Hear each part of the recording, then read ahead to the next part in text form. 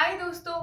मैंने इस चैनल पर पहले बहुत सारी स्टोरीज अपनी वॉइस में सुनाई हैं और इस बार मैंने डिसाइड किया कि क्यों ना अपनी वॉइस के साथ साथ अपना चेहरा भी दिखाऊं, जिससे कि आप लोग मेरी स्टोरी से और ज़्यादा रिलेट कर पाएं। और जो हमारी आज की स्टोरी है वो एक ऐसे गांव के बारे में है जो गांव बहुत हंसता खेलता था, लेकिन अचानक से उस गांव में ऐसा कुछ हुआ कि वो गांव पूरी तरह से बर्बाद हो गया। तो सुनते हैं ये वाली स्टोरी और एंड में आप मुझे बताइएगा आपको स्टोरी कैसी लगी, और अगर स्टोरी अच्छी लगी हो तो वीडियो को लाइक कर दीजिएगा, और अगर अभी तक आपने चैनल को सब्सक्राइब नहीं किया है तो प्लीज सब्सक्राइब कर लेना। ये कहानी बहुत साल पहले की है, जब लगभग ये चलन नहीं थे किसी भी तरह के ट्रांसपोर्ट के। लोग जैसे ही अपने बैलगाड़ी और साइकिल वगैरह से ट्रांसपोर्ट का काम किया करते थे। बहुत पुराने समय की बात है, तो यहाँ पर कुछ ज़्यादा एक बड़ा सा डिस्ट्रिक्ट नहीं था, मतलब कुछ घर होते थे, उनसे ही एक गांव बनता था। और गांव में ऐसा रिलेशन होता था एक दूसरे घर में कि अगर आपके घर में कुछ अच्छा बना है तो पड़ोस में जाएगा, मतलब एक पारिवारिक टाइप का एक माहौल आप कह लो, वो चीज़ था। अब इस गांव में सब कुछ बहुत अच्छा था। बच्चे एक साथ खेलकर बड़े हो रहे थे और घर वाले भी जो थे वो शाम के टाइम पेड़ों के नीचे इकट्ठा होकर बातें किया करते थे। आप एक इमेजिन करो, शांत सा गांव जहां सब कुछ अच्छा चल रहा है, कोई दिक्कत नहीं है, सब कुछ शांति में चल रहा है, लेकिन अचानक से सारी जो भी खुशियां थी वो छिन जाती हैं गांव की। और होता है वो किसी श्राप की वजह से। तो एक टाइम की बात है, एकदम नॉर्मल जैसे दिन होता है वैसा ही दिन था।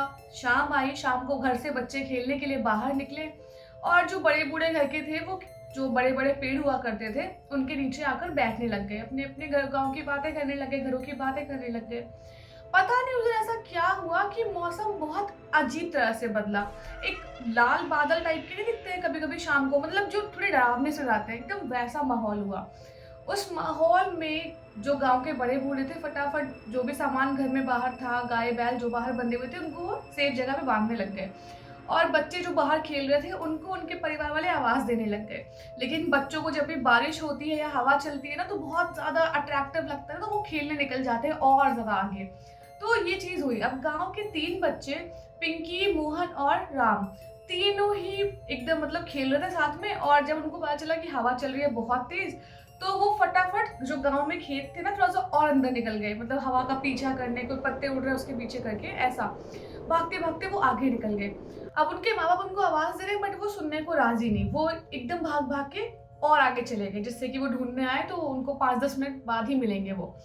खैर, अब वो बच्चे तीनों चिल्ला चिल्ला के हवा में एकदम साथ में भाग रहे हैं, कभी कुछ कर रहे हैं। एकदम से पता नहीं उनके माइंड में क्या आया, जो पिंकी थी वो राम को बोलने लग गई कि यार, जो हमारे गांव में तुम्हें पता है जो बहुत बड़ा सा महल पड़ा है जो कि बहुत खाली है, एबेंडेंट टाइप का है। तो राम ने बोला हाँ।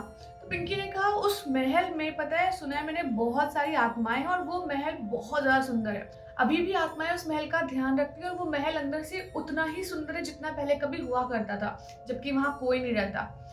तो राम ने बोला अच्छा, तुम्हें कैसे पता कि उस महल के अंदर सब कुछ बहुत सुंदर है, जबकि तुम तो कभी गई नहीं वहां पे। तो पिंकी बोलने लग गई, अरे मेरे पापा है ना, उनको मैंने सुना था किसी से बात करते हुए, वो एक बार इस महल के बारे में बात कर रहे थे और बोल रहे थे कि उस महल में कुछ पूजा पाठ से हुए और वहां पर बहुत सारी आत्माएं थी और उन आत्माओं ने उस महल पे कब्जा कर रखा है और वो आत्माएं अभी भी उस महल में काम करती हैं। और ये सब बातें मोहन सुन रहा था, राम है ना, सब इनको बड़ी इंटरेस्टिंग लगी, तीनों बच्चों को बड़ा इंटरेस्ट है इस चीज में था, मतलब भूत प्रेत और इन सब में।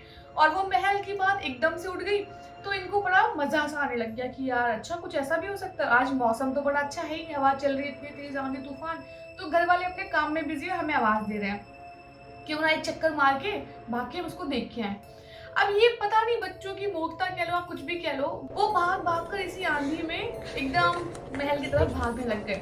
अब माँ बाप अपने अपने काम में थोड़ा बहुत कहीं बिजी ही हो गए थे, आवाज देने के बाद उन्होंने कहा बच्चे वापस आएंगे, लेकिन बच्चे भाग गए महल के साइड। और रास्ते में एक बारी को मोहन के मन में आया कि वो नहीं जाएगा, और मोहन ने पिंकी और राम को बोला कि एक काम करो, तुम लोग जाओ, मैंने सुना है कि उस महल में जो कुछ भी है वो बहुत ही खतरनाक चीज है, और पहली बार उस महल के बाहर बहुत बड़ा ताला लगा है जिसपे मैंने अपनी आंखों से देखा है कि पूजा पाठ करके पंडित जी ने कलावा बांधा हुआ है, तो मुझे बिल्कुल सही नहीं लगता जाना, और वहां कोई जाने का रास्ता भी नहीं है, तुम लोग जाओ, मैं घर जाता हूँ।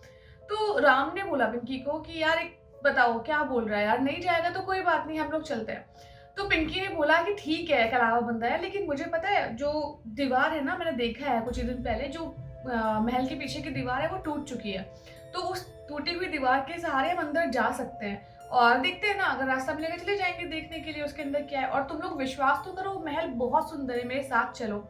बुद्धि फिरती है तो ऐसा ही होता है। अब ये चारों बच्चे जब उस महल के बाहर पहुँचे, वो महल बहुत ही बुरी तरह से खंडहर पड़ा था, लेकिन हाँ, उस महल के मेन गेट पर अभी भी एक बड़ा-सा ताला लगा हुआ था। उस ताले में अच्छी खासी मात्रा में जो कलावा था ना, वो लपेटा गया था और साथ में बहुत ताबीज़ बंधे थे।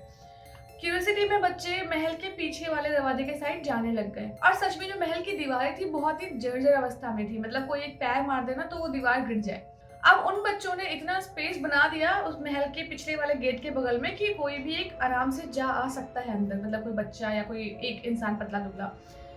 और जैसे ही उन्होंने हल्का सा स्पेस बनाया किसी के जाने के लिए, पता नहीं क्या हुआ, जो आंधी अभी तक बहुत तेज तेज चल रही थी, उसके साथ में ही बिजली कड़कने की बहुत तेज आवाज आई।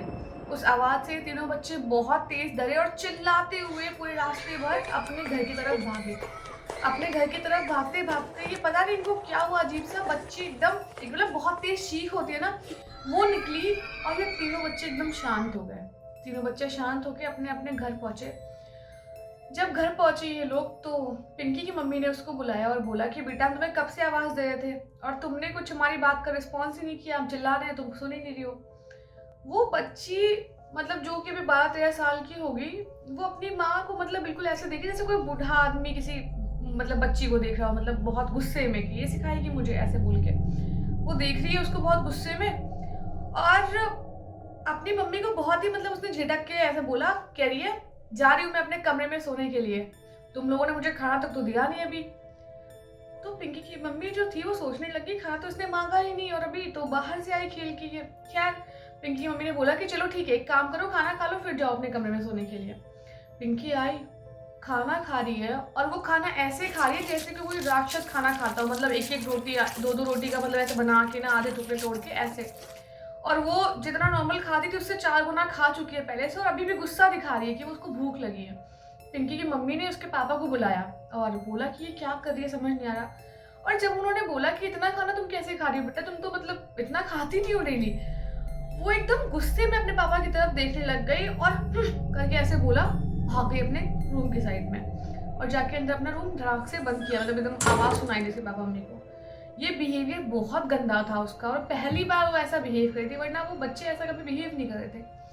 सेम चीज़ राम के साथ भी हो रही थी। राम घर पे गया, उसकी आंखों में एक अजीब सा जैसे गुस्सा नहीं होता, चटी चटी आंखें, कोई बहुत गुस्सैल टाइप का इंसान हो, एकदम वैसा वो सबको देख रहा है अपने घर में। और उसके पापा बोलने लग गए कि बेटा तुम इतनी आंधी में बाहर घूम रहे हो, कुछ हो जाएगा तो, हो जाते तो।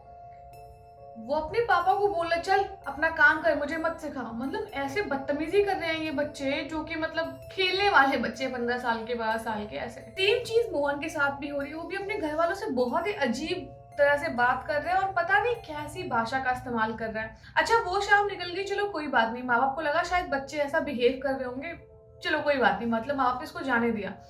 लेकिन धीरे धीरे बच्चों का बिहेवियर बहुत बड़े तरीके से बदलने लग गया। वो लोगों से बात कम करने लग गए, खेलने के लिए बाहर नहीं निकलते थे, अब पूरे टाइम घर में सोया करते थे और अजीब अजीब तरीके की आवाज़ निकालते थे। वो इतने छोटे बच्चे थे फिर भी उनकी आंखों में नीचे से डार्क सर्कल बढ़ रहे हो, बिल्कुल ही अजीब से बच्चे हो गए वो। मतलब पता नहीं, वो बच्चे थे लेकिन वो बच्चे नहीं थे, मतलब कुछ ऐसा सीन हो गया। घर वाले बहुत परेशान हो गए कि हो क्या रहा है। शुरू में तो उन्हें लगा कि चलो हो सकता है कुछ और होगा, कुछ नज़र वज़र चढ़ी होगी, वो उतार रहे हैं, लेकिन उसका कोई फ़ायदा नहीं हो रहा और धीरे धीरे उन बच्चों की कंडीशन ख़राब हो रही है। वो इतनी तेज़ बुखार उनको आने लग गया डेली बेसिस पे कि वो बस पता नहीं नींद में क्या बोलते थे, क्या कहते थे और स्पेशली रात में बहुत डरावनी आवाज़ें निकालते थे। माँ बाप उनके जो थे वो इतने ज़्यादा डर चुके थे इन बच्चों की हरकतों से कि उन्हें अपने घर में रहने में डर लगने लग गया। अब एक दिन जो बाबा जी थे ऐसे गांव-गांव घूमते थे भिक्षा मांगने, वो आए इस गांव में। अब इस गांव में आए तो बात कुछ होते होते इन बच्चों पे बात आ गई कि इनकी तबीयत बहुत दिन से खराब चल रही है और पता नहीं हुआ क्या है इनको। बाबा जी घर के अंदर गए और वन बाय वन इन सारे बच्चों को उन्होंने देखा और वो समझ गए कि ये कहानी क्या है। फिर बाबा जी ने इनको बताया कि कहीं ना कहीं ये बच्चे ज़रूर जो महल हमने जो सालों पहले बंद करवाया था, ये कहीं ना कहीं उस महल के अंदर गए और इन्होंने उन शापित आत्माओं को आज़ाद कर दिया है। इसकी वजह से इन बच्चों की कंडीशन ऐसी हुई है। तो इनके माँ-बाप पूछने लगे श्रापित आत्मा है या फिर क्या? पंडित जी कुछ समझ में नहीं आया। बहुत ही पहले की बात है जब इस गाँव में कुछ लुटेरे से आए हुए थे। उन्होंने इस गाँव में उन फैमिली पे अटैक किया जिस घर में कोई भी उस टाइम पुरुष मौजूद नहीं था। उस घर की माँओं को और उनके बच्चों को बहुत ही बेरहमी से मारा और उनका सामान लूट के ले गए। लेकिन कहीं न कहीं उन आत्माओं ने, जो ये डकैत टाइप के लोग थे, उनसे बदला लिया और उन डाकुओं की जो डेड बॉडी थी उसी गाँव के आस-पास कहीं मिली। तो इन आत्माओं में जो ये डाकुओं की आत्माएँ थी वो दुष्ट आत्माएँ थी और जो माँओं की आत्माएँ थी वो अतृप्त आत्माएँ थी, जो उनके बच्चों की आत्माएँ थी।